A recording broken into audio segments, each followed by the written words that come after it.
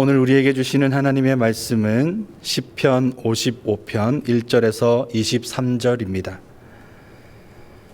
구약성경 841페이지 시편 55편 1절에서 23절까지 말씀입니다. 한 절씩 교독하여 읽겠습니다. 마지막 절은 함께 읽습니다. 하나님이여, 내 기도에 귀를 기울이시고 내가 간구할 때에 숨지 마소서. 내게 굽히사 응답하소서. 내가 근심으로 편하지 못하여 탄식하오니 이는 원수의 소리와 악인의 압제 때문이라. 그들이 죄악을 내게 더하며 노하여 나를 핍박하나이다. 내 마음이 내 속에서 심히 아파하며 사망의 위험이 내게 이르렀도다. 두려움과 떨림이 내게 이르고 공포가 나를 덮었도다. 나는 말하기를 만일 내게 비둘기같이 날개가 있다면 날아가서 편히 쉬리로다. 내가 멀리 날아가서 광야에 머무리리로다. 셀라. 내가 나의 피난처로 속히 가서 폭풍과 광풍을 피하리라 하였도다. 내가 성내에서 강포와 분쟁을 보았사오니 주여 그들을 멸하소서. 그들의 혀를 잘라버리소서. 그들이 주야로 성벽 위에 두루 다니니 성중에는 죄악과 재난이 있으며 악독이 그 중에 있고 압박과 속임수가 그 거리를 떠나지 아니하도다. 나를 책망하는 자는 원수가 아니라 원수일진데 내가 참았으리라. 나를 대하여 자기를 높이는 자는 나를 미워하는 자가 아니라 미워하는 자일진데 내가 그를 피하여 숨었으리라. 그는 곧 너로다. 나의 동료, 나의 친구요, 나의 가까운 친우로다. 우리가 같이 재미있게 의논하며 무리와 함께하여 하나님의 집 안에서 다녔도다. 사망이 갑자기 그들에게 임하여 산채로 스올에 내려갈지어다. 이는 악독이 그들의 거처에 있고 그들 가운데에 있음이로다. 하나님께 부르짖으리니 여호와께 나를 구원하시리로다. 저녁과 아침과 정오에 내가 근심하여 탄식하리니 여호와께서 내 소리를 들으시리로다. 나를 대적하는 자 많더니 나를 치는 전쟁에서 그가 내 생명을 구원하사 평안하게 하셨도다. 옛부터 계시는 하나님이 들으시고 그들을 낮추시리이다. 셀라. 그들은 변하지 아니하며 하나님을 경외하지 아니함이니이다. 그는 손을 들어 자기와 화목한 자를 치고 그의 언약을 배반하였도다. 그의 입은 우유 기름보다 미끄러우나 그의 마음은 전쟁이요 그의 말은 기름보다 유하나 실상은 뽑힌 칼이로다. 내 짐을 여호와께 맡기라. 그가 너를 붙드시고 의인의 요동함을 영원히 허락하지 아니하시리로다. 하나님이여, 주께서 그들로 파멸의 웅덩이에 빠지게 하시리이다. 피를 흘리게 하며 속이는 자들은 그들의 날에 반해 살지 못할 것이나 나는 주를 의지하리이다. 아멘. 온 나라가 대전에 살던 9살 꼬마아이의 죽음으로 인해 어지럽습니다. 그렇지 않아도 혼란한 일이 많은 요즘인데 마음을 무겁게 하는 일만 연속되는 것 같습니다. 그저 하나의 죽음이라 할지 모르지만 이것이 사회에 일으키는 파장이 만만치 않은 이유가 있습니다. 학생에게 가장 안전해야 할 곳인 학교 안에서 일어난 일이기 때문에 그렇습니다. 범행의 이면에 어떤 동기가 있었던 건지 좀 더 조사해 봐야겠지만 동기가 어떻든지 간에 가장 안전해야 할 장소에서 가장 믿었던 사람이 자행한 일이기에 우리 사회에 던져진 파장이 큽니다. 사자성어로는 지부작족이라고 하고 속담으로는 믿는 도끼에 발등 찍힌다라고 표현하는데 사람이 당면할 수 있는 많은 상황들 중에서 이만큼이나 황당하고 허탈해지는 경우가 또 없습니다. 곰곰이 생각해 보면 우리 마음에서 도무지 용서가 안 되는 사람들, 그 사람들의 공통점이 있습니다. 믿었던 사람들입니다. 그럴 만한 사람이면 잊어버리거나 지워버립니다. 그런데 믿었던 형제 간에 상처를 준 일이나 믿었던 아들이, 믿었던 부모님이 또는 정말로 믿었던 누군가가 행한 일은 쉽게 용서가 안 됩니다. 그만큼 충격이 크다는 의미입니다. 오늘 시편 55편은 바로 그 상황에서 지은 시입니다. 표제에 의하면 마스길이라는 표현이 나오는데 이는 교훈이라는 뜻입니다. 그런 후에 인도자를 따라 현악에 맞춘 노래라고 이어지는데 이는 현악기가 가진 구슬프면서도 무거운 음률을 떠올리게 합니다. 오늘 시편은 이 같은 멜로디를 떠올리며 묵상한다면 시편 기자의 감정이 더 분명하게 전달될 것 같습니다. 다윗이 이 시를 지은 배경은 믿었던 동료의 배신입니다. 본문에 등장하지는 않지만 다윗이 왕으로 재직하며 가장 믿었던 사람 중에 아히도벨이라는 모사가 있습니다. 사무엘하 16장 23절에 근거하면 다윗은 아히도벨의 계략을 하나님의 말씀처럼 여길 만큼 신뢰했습니다. 그랬던 아히도벨인데 그가 압살롬의 반역 때 다윗을 배신했고 쿠데타에 동참한 겁니다. 처음에는 그 사실을 인지하지 못했다가 후에 아히도벨의 위선을 깨닫고 분한 마음에 본시를 지었던 것으로 추측이 됩니다. 그래서 오늘 본문의 1절부터 15절까지는 매우 격한 감정으로 하나님께 호소하는 장면이 나타납니다. 1절부터 3절입니다. 하나님이여 내 기도에 귀를 기울이시고 내가 간구할 때에 숨지 마소서. 내게 굽히사 응답하소서. 내가 근심으로 편하지 못하여 탄식하오니 이는 원수의 소리와 악인의 압제 때문이라. 그들이 죄악을 내게 더하며 노하여 나를 핍박하나이다. 다윗의 호소가 매우 격정적입니다. 하나님께 숨지 말아달라고 호소합니다. 자기 얘기를 꼭 좀 들어달라고 요청합니다. 그 마음의 근심 때문에 도무지 편하게 호흡하지 못함을 얘기하는 것으로 보아서 뭔가 화가 나도 단단히 화가 난 상황입니다. 무엇 때문에 이리 화가 났는지 궁금한데 다윗은 자신이 얼마나 분하고 억울한지 그 감정을 더욱 표현합니다. 4절 5절입니다. 내 마음이 내 속에서 심히 아파하며 사망의 위험이 내게 이르렀도다. 두려움과 떨림이 내게 이르고 공포가 나를 덮었도다. 다윗이 표현하는 자기 상황은 지금 마음이 답답해서 죽을 만큼 두려움이 엄습했고 온몸에 전율이 생길 만큼 몸서리가 쳐진다고 합니다. 조금 차분하게 진정하고 얘기를 하면 좋겠는데 지금 다윗의 마음은 그게 아닌 것 같습니다. 당장의 이성적인 판단으로 정제된 단어를 사용해서 말할 수가 없는 상황임이 분명합니다. 그래서인지 할 수만 있다면 지금 이 상황에서 도망치고 싶다는 말까지 합니다. 6절에서 8절입니다. 나는 말하기를 만일 내게 비둘기같이 날개가 있다면 날아가서 편히 쉬리로다. 내가 멀리 날아가서 광야에 머무르리로다 셀라. 내가 나의 피난처로 속히 가서 폭풍과 광풍을 피하리라 하였도다. 다윗은 격정적인 감정을 숨기지 못하고 차라리 광야에서 머문다고 하더라도 그리로 날아가기를 바라고 있습니다. 감당하기 힘든 일을 만나면 도망치고 싶어집니다. 모든 것이 싫어져서 자기가 파놓은 감정의 동굴로 피하기도 합니다. 지금 이 상황만 피하면 될 것 같아서 하는 행동들이지만 사실 해결되는 것은 아무것도 없습니다. 어렵고 힘들어도 도망치는 것은 결코 좋은 판단이 아니라는 것이죠. 비록 내게 불리한 상황이 있고 부담스러운 상황이라도 이를 정면으로 마주하는 것이 지혜이지 않겠습니까? 저는 야구 경기를 좋아합니다. 그런데 간혹 야구 경기를 보면서 이 마음이 답답해지는 경우가 있습니다. 투수가 자신 있게 스트라이크 존에다 그동안 연습했던 그 자기의 공을 던져야 하는데 타석에 들어선 타자가 무서운 겁니다. 그래서 자기의 공을 던지지 못하는 경우, 그 경우가 답답함을 불러일으킵니다.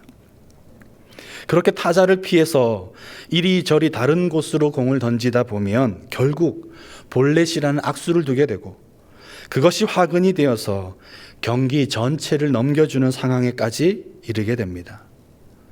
피하여 도망치다 제대로 승부도 해보지 못하고 패배하고 마는 것이죠. 얼마 전 어느 목사님의 글귀를 읽는 중에 거룩함이라는 말에 대해 새롭게 깨달은 것이 있습니다. 글을 쓴 목사님은 달아나고 싶고 도망치고 싶고 내팽개쳐버리고 싶을 만큼 고단하고 서럽다고 하더라도 끝내 그 자리를 지키는 사람들, 바로 그 사람들이 거룩한 사람들이다라고 말했습니다. 거룩함이란 특별한 종교적 예식을 갖춘 행위가 아닙니다. 나를 사로잡으신 이 순간이 하나님의 은혜다라고 믿고 잡힌 바 된 그것을 잡으려고 비록 서러우리만큼 아프다고 할지라도 끝내 나의 자리를 지키는 것, 나의 공을 던지는 것, 그것이 거룩함입니다. 부디 이 거룩함이 우리 모두에게 흐르기를 주님의 이름으로 축복합니다. 다윗은 아무도 없는 곳으로 도망치고 싶지만 도망칠 수 없는 상황임을 잘 알고 있습니다. 달아나고 싶지만 그에게는 벗어날 수 있는 날개가 없습니다. 어떻게도 할 수 없는 지금 이 상황에서 그의 감정은 절정으로 치달아 오릅니다. 9절과 15절입니다. 내가 성내에서 강포와 분쟁을 보았사오니 주여 그들을 멸하소서. 그들의 혀를 잘라버리소서. 사망이 갑자기 그들에게 임하여 산채로 스올에 내려갈지어다. 이는 악독이 그들의 거처에 있고 그들 가운데에 있음이로다. 절정에 치달은 다윗의 감정 표현이 우악스럽습니다. 9절에 보시면 그들의 혀를 잘라버리소서라고 요청하는가 하면 15절에는 산채로 지옥에 떨어져라라는 저주까지 퍼붓습니다. 온 세상이 그의 눈에 포악해 보였고 악독만 가득해 보이는 것 같습니다. 분명 세상의 다른 이면에는 여전히 좋은 사람들과 여전히 아름다운 이야기가 어딘가에 있을 겁니다. 하지만 당시 다윗의 눈에는 그게 보이지 않는 세상입니다. 아무도 믿을 수가 없습니다. 왜냐하면 그에게 이런 고통을 안겨준 것이 바로 자기가 가장 신뢰하고 총애했던 동료 아히도벨이기 때문입니다. 13절과 14절입니다. 그는 곧 너로다. 나의 동료, 나의 친구요, 나의 가까운 친으로다. 우리가 같이 재미있게 의논하며 무리와 함께하여 하나님의 집 안에서 다녔도다. 이제야 다윗이 대체 왜 이렇게 격정적으로 감정을 표출하는지 이해가 됩니다. 그를 배신하여 위험에 빠뜨린 것이 다름 아닌 가장 친한 동료, 사랑했던 아히도벨이기 때문입니다. 다윗의 눈에 아히도벨은 하나님의 사람으로 보였습니다. 이를테면 함께 예배하던 사람이었고 함께 교회에서 봉사하던 동력자란 말입니다. 그동안 누구보다 신실한 모습을 보여주었기 때문에 한 번도 그를 의심해 본 적이 없습니다. 그런데 그가 자신을 배신할 뿐 아니라 죽이려고까지 하였다는 소식을 들었습니다. 아히도벨도 그럴 수 있는 사람이라면 그가 지금까지 만나왔던 다른 사람들도 똑같았을 것이라고 다윗이 생각하지 않았겠습니까? 아히도벨의 배신은 다윗으로 하여금 이렇게 사람에 대한 환상을 완전히 깨부순 사건이 되어버린 것입니다. 이제는 꽤나 오래된 이야기가 되어버렸습니다마는 한국 교회가 사회로부터 지탄을 받고 있습니다. 촘촘히 따지고 들어가면 사실 억울한 부분이 많습니다. 그래서 해명하고 싶은 생각도 듭니다.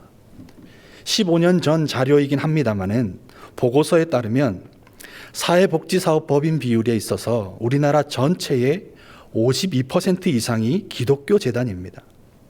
그 다음이 불교인데 약 28%였습니다.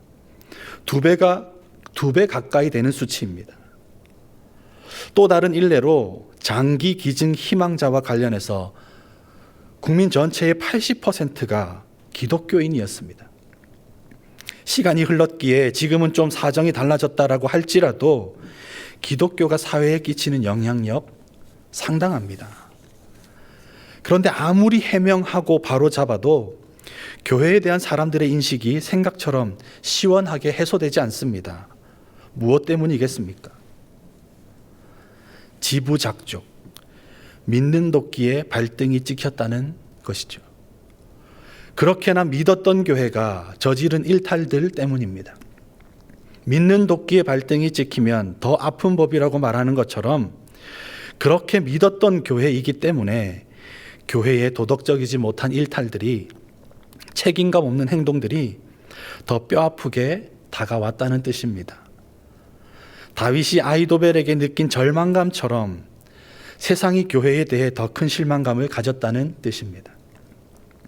본문에 언급된 다윗의 격한 감정은 그런 측면에서 오늘 우리에게 시사하는 바가 큽니다. 나 하나쯤이야 라고 생각할지 모르지만 그 하나 때문에 세상은 절망에 빠집니다.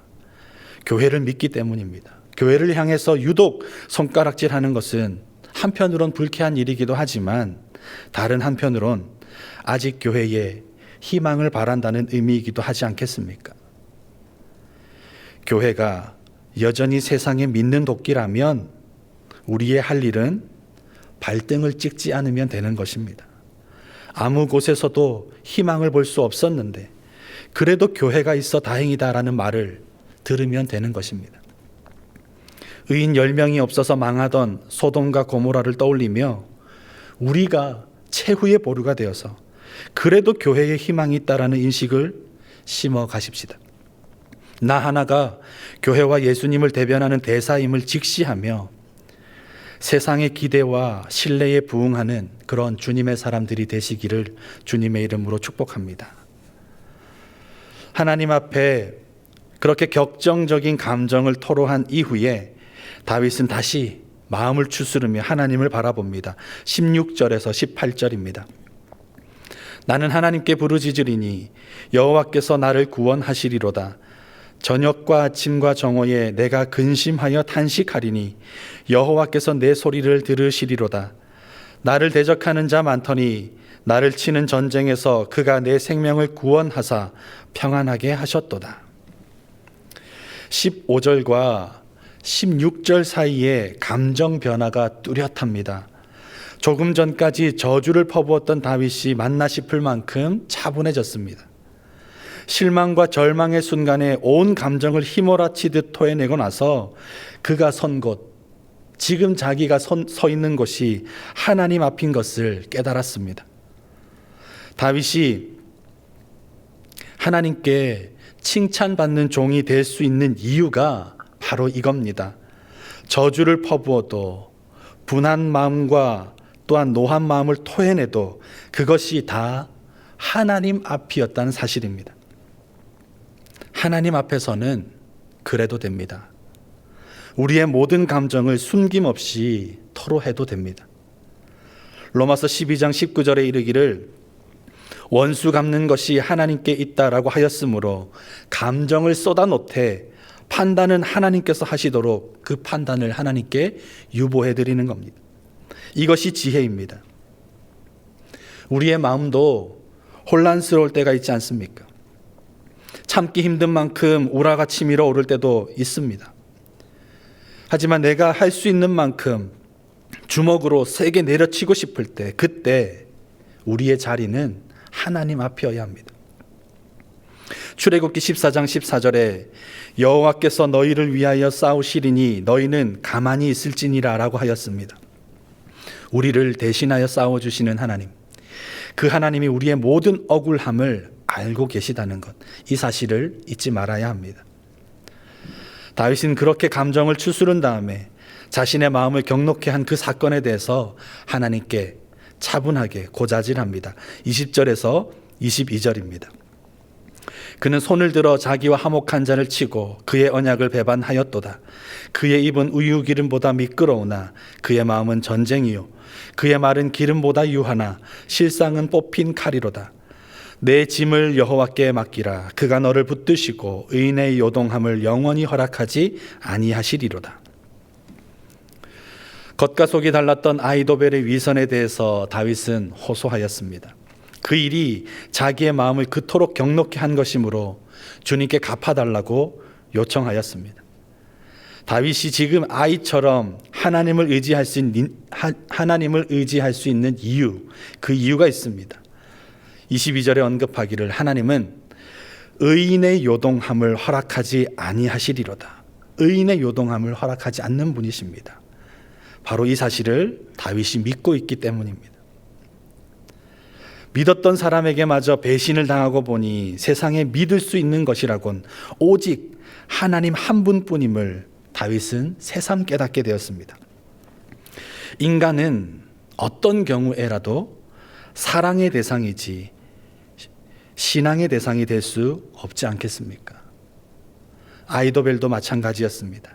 하지만 하나님은 결코 변하시지 않는 분입니다. 아이도벨은 인간으로서 변할 수 있으나 하나님은 변개치 않으십니다.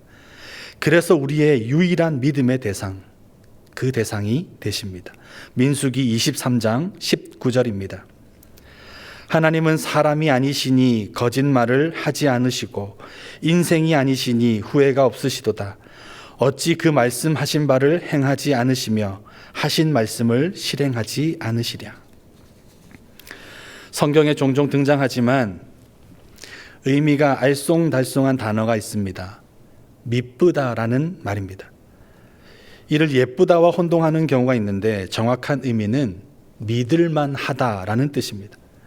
그래서 미쁘다라는 단어는 오직 하나님께만 어울리는 말입니다. 우리에게 어떤 순간에라도 믿을 만한 분, 미쁘신 분이 계십니다. 예수 그리스도. 그분이 우리 곁에서 지키고 계십니다. 그러므로 우리가 의지할 것은 어떤 경우에라도 사람이 아니라 하나님인 것을 잊지 말아야 하겠습니다. 23절입니다. 하나님이여 주께서 그들로 파멸의 웅덩이에 빠지게 하시리이다. 피를 흘리게 하며 속이는 자들은 그들의 날에 반도 살지 못할 것이나 나는 주를 의지하리이다.